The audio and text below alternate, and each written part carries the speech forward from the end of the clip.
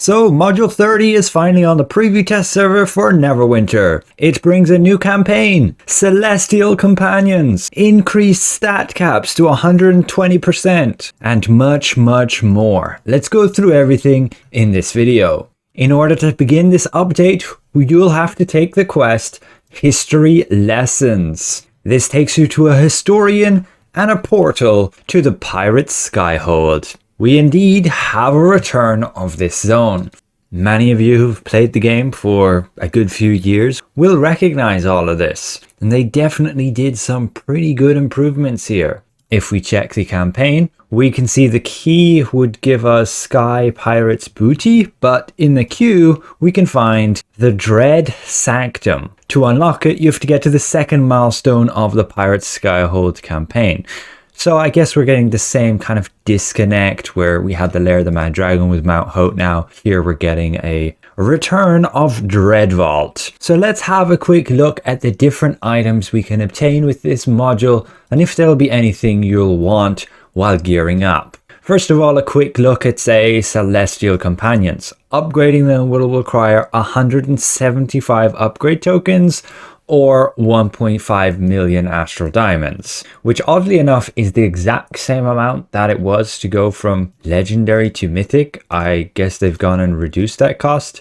Yes, down to 1 million. But now all of these bonuses will be much higher and there'll be new bolster. You'll be wanting to get that to 120%. As each Celestial Companion gives you 2 now. We'll get Neverwinter Knight upgraded, the Spine Devil, which goes from 100 magnitude to then 120. The Knight has gone to 9% damage, and we'll have a look at it in more detail in another video. But it's also very interesting to see the stat caps going up to 120% for power, combat advantage, crit severity, defense, deflect severity, forte, incoming healing and outgoing healing. Your ratings contribution has gone to 60% max now, and so the other contributions will get the remaining 60%. But yeah, it's very weird to see like 106% power now. Moving on from that, we can check the new gear.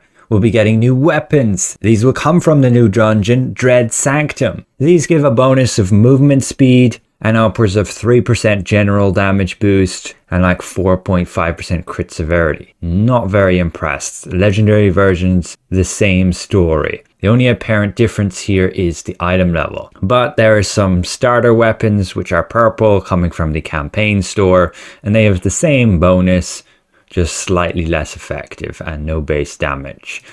Then there's some mythic armor here, gaining upwards of 10% crit strike. Using a daily power, gain damage. When with multiple enemies, gain crit severity. And gaining a boost to accuracy if your daily power is under 80%. So some weird bonuses here. Nothing striking me as a must-have. But yes, a lot more item level than we've had. 3,700 is kind of insane. You have epic armor here too. All coming from the campaign with just stepping stone stuff. If we have a quick look at the visuals, this would be the mythic armor, this would be the legendary armor, epic armor set 1, epic armor set 2, and epic armor set 3.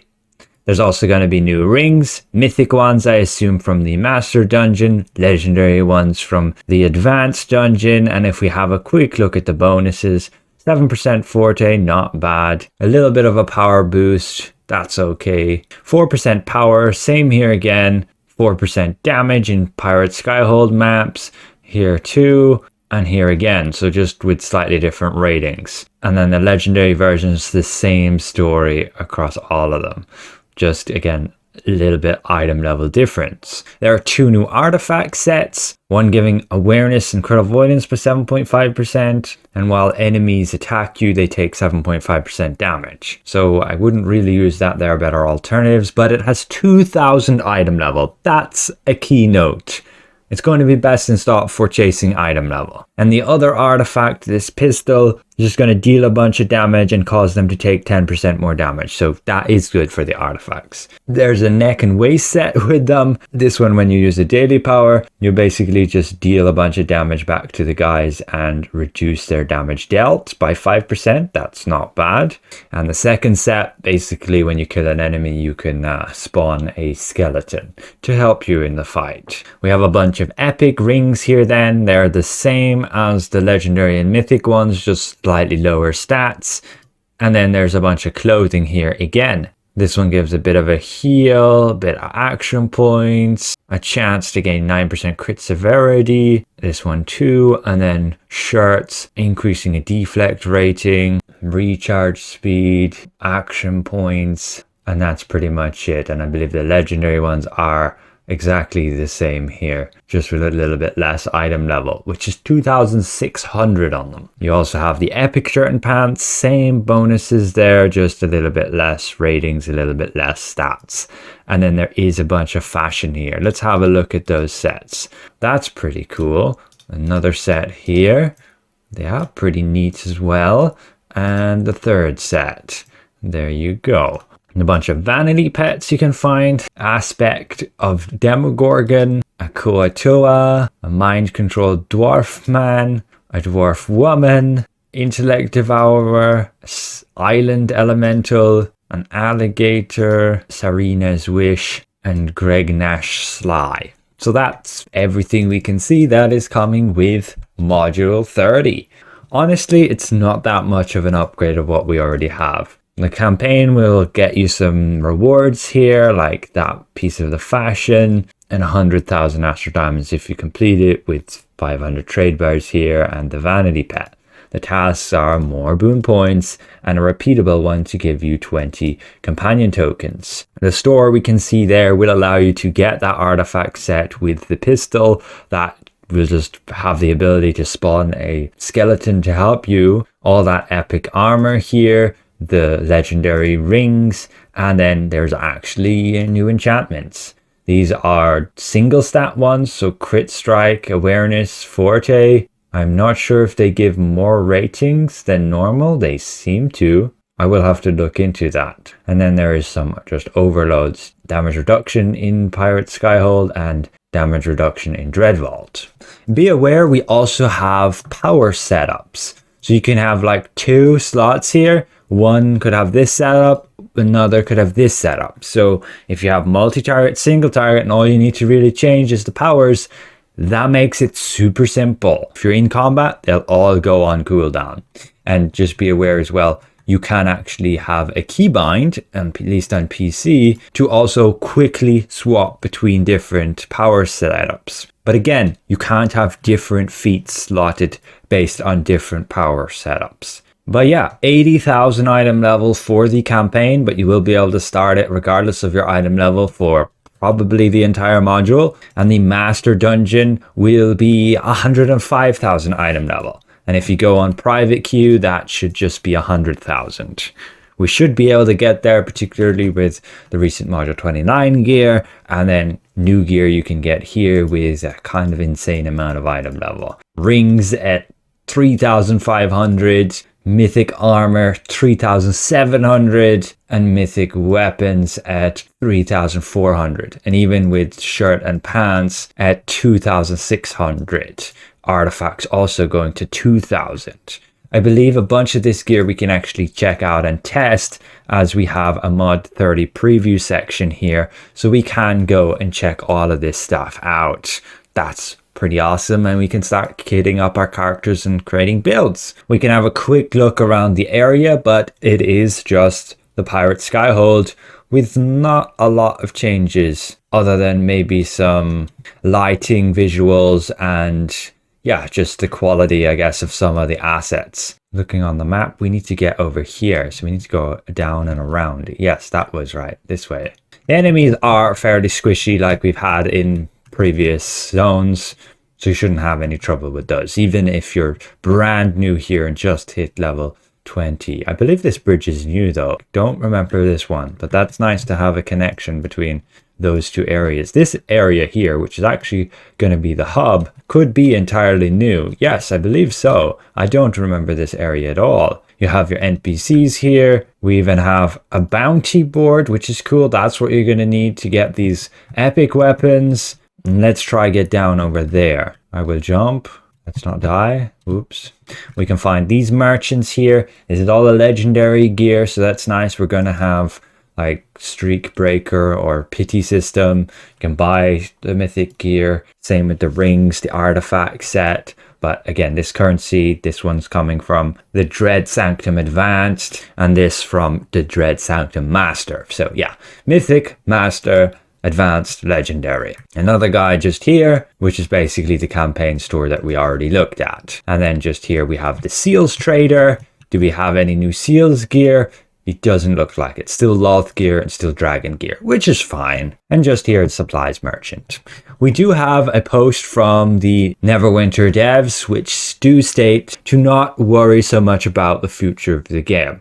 They already have Module 30 being announced. It's already on the preview server, and Module 31 and 32 are already in the pipeline. Early next year, they will be giving us details on a new adventure region, which will probably be in the east of Faerun. It's supposed to be mysterious and wondrous. Another quick note, the random advanced dungeon queue will include the Vault of Stars. We have some work in progress preview patch notes with Pirate Skyhold being unvaulted, massive changes alongside a brand new campaign. The Dread Sanctum dungeon is available, a very revised version of Dread Vault. Vault of Stars now going to the random advanced dungeon queue. Zariel's Challenge now as a new custom random trial queue version. The power sets are now available to be equipped in each loadout. This allows you to change equipable powers in a single loadout, but not change you like item feats, etc. Certain stats can now be increased to 120 as we showed, and certain stats are now weighted differently. Some will be awarded more generously. Companions can now be upgraded to Celestial quality. There are some specific updates to the preview server, like quality of life improvements right there. We also have some companion updates with like Trobriand's Construct now properly using his powers, the Redeemed Fallen rebalanced to a single target DPS companion, hopefully improved. The Swashbuckler also had its damage slightly increased.